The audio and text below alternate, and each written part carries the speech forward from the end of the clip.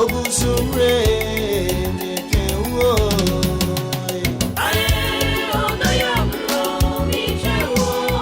Udomina mismido mi de imani tiemu. Udomina mismido mi de jimi tata.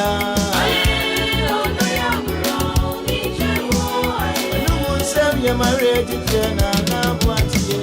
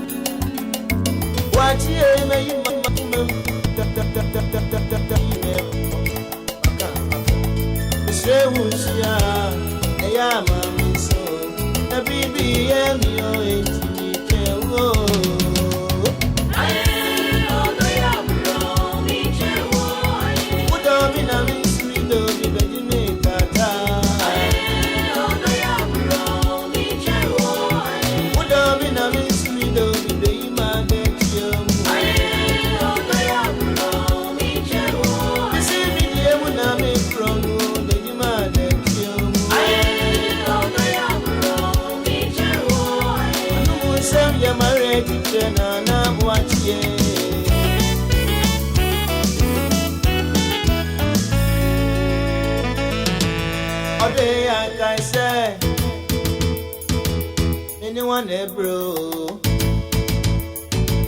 but ye went to us some way. And some I echo,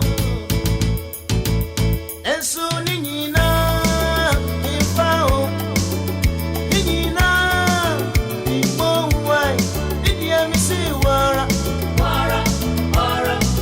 now? And I'm 40% Debbie, Impesa, Media Mijo, they manage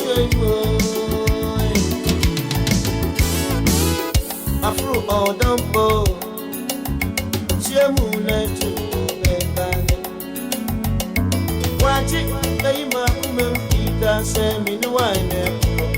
Lady Marka, Seusia, I am. Bibi emio mikewo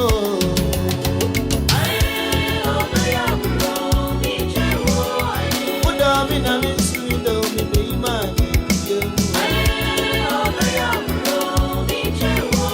Nijimi umeli juwo mikewo